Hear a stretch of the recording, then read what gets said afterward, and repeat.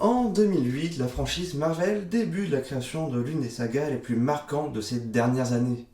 Après nous avoir fait découvrir Spider-Man en 2002 puis Hulk en 2003, c'est désormais une saga rassemblant tous les plus grands héros qui est lancée avec la saga de l'infini.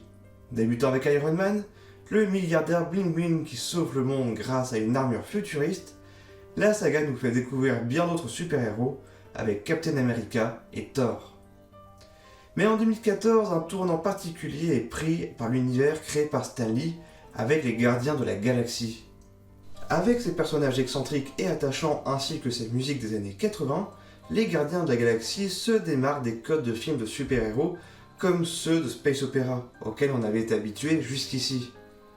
On y suit le hors-la-loi Peter Quill, Drax le Destructeur, dernier de son espèce cherchant en vengeance, la tueuse Gamora, Groot, un arbre parlant, et Rocket, un raton laveur génétiquement modifié. Un ensemble de personnages solitaires et aux personnalités bien trempées qui vont devoir s'allier pour survivre et finir par former une famille unie, les Gardiens de la Galaxie. Si chacun de ces personnages est attachant, Rocket a rapidement pris une place à part dans le lot. Refusant de se considérer comme un raton laveur, il met toute son inventivité dans le vol de machines et d'armes avec son meilleur ami, Groot. Une popularité qui lui vaudra une place toute particulière dans le troisième film qui lui est consacré. On y apprend alors que Rocket est le fruit d'une expérience menée par le maître de l'évolution, un généticien qui souhaite créer un monde idéal, peuplé d'animaux anthropomorphiques. Le raton laveur, originairement nommé 89P13, se lie d'amitié avec d'autres expériences du professeur et se trouve lui-même un nom, Rocket. Someday, I'm gonna make great machines that fly. And me and my friends are gonna go flying together into the forever and beautiful sky. Lila and Titi and Flora and me. Rocket. Accompagnant son créateur dans ses expériences, son intelligence rare commence à inquiéter le maître de l'évolution. Une intelligence qui va mener l'élève à surpasser le maître. Rocket va comprendre par lui-même la faille du Pack 90, un processus d'évolution instantanée créé par le maître. What happened in there? Why? How did you know? P13. I made you! How did you know? Bouleversé par cette découverte, celui-ci décide d'incinérer toutes ses expériences précédentes, devenues inutiles, puis de disséquer Rocket pour comprendre son cerveau. Paniqué, le raton laveur tente de sauver ses amis, en vain, laissant la seule famille qu'il avait derrière lui. Un professeur qui crée la vie et une expérience qui se rebelle contre son maître. Un mythe qui ne date pas d'hier et qui a influencé un grand nombre d'artistes et de cinéastes.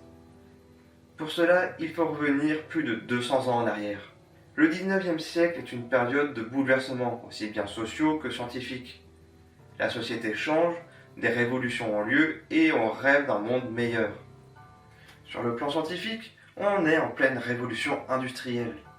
Darwin publie De l'origine des espèces, mettant en lumière la sélection naturelle, et Mary Shelley publie son célèbre roman Frankenstein ou le Prométhée moderne, qui ouvre la voie à la science-fiction. Un roman fondateur parlant d'un savant fou créant la vie et dont la création se retourne contre lui. Si chez Mary Shelley on suit l'histoire du professeur, les Gardiens de la Galaxie 3 prend le parti de se concentrer sur son expérience, Rocket. Rocket est ainsi le digne héritier du monstre de Frankenstein. Si les interrogations que nous pouvons nous poser sur l'éthique scientifique derrière les expériences menées par le maître de l'évolution, Rocket évoque tout le dépassement de l'expérience sur le maître. Ce raton laveur, par son intelligence, dépasse le maître dans ses attentes et devient ainsi hors de son contrôle. Rocket nous rappelle que jouer avec la vie, ce n'est pas seulement manipuler des gènes ou un cœur qui bat, mais aussi avec la conscience, les émotions, l'intelligence, l'inné et l'acquis, et surtout de notre propre humanité. Rocket, au fur et à mesure qu'il grandit, se trouve une famille, met des mots sur ses rêves, ses désirs, apprend à aimer, tandis que son créateur sombre dans la folie et n'hésite pas à tuer ses propres expériences au nom d'une société idéale. Les rôles s'inversent donc, le monstre prenant la place de l'homme et vice-versa. Aussi, si le monstre de Frankenstein est abandonné par son créateur, prenant conscience de l'horreur qu'il vient de créer, chez Marvel, c'est l'expérience qui prend la fuite. Déboussolé et sans repère, c'est finalement auprès d'autres êtres uniques qu'il trouvera une nouvelle famille, questionnant à nouveau la notion de normalité, allant jusqu'à refuser d'être un raton laveur. La question de la science et des expériences est omniprésente chez Marvel. Quand Peter Parker est mordu par une araignée génétiquement modifiée, Bruce Banner est soumis à des radiations, pendant que Tony Stark joue avec l'intelligence artificielle. Autant de moyens qui ont permis d'expliquer la création de super-héros comme de super-méchants. L'histoire de Rocket nous rappelle alors ce qu'un tel pouvoir signifie. Un grand pouvoir implique de grandes responsabilités. When you were here before, couldn't look you in the eye. You're just like an angel. Your skin makes me cry. You float like a feather in a beautiful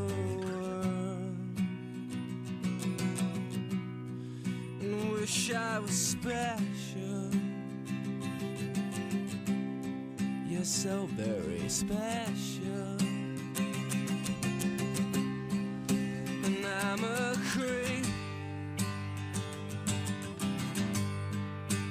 You're an abomination! Nothing more than a step on my path! You freaking little monster! How dare you think you are more! 8, 9, P, 1, 3!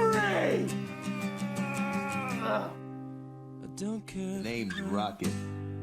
Rocket Raccoon.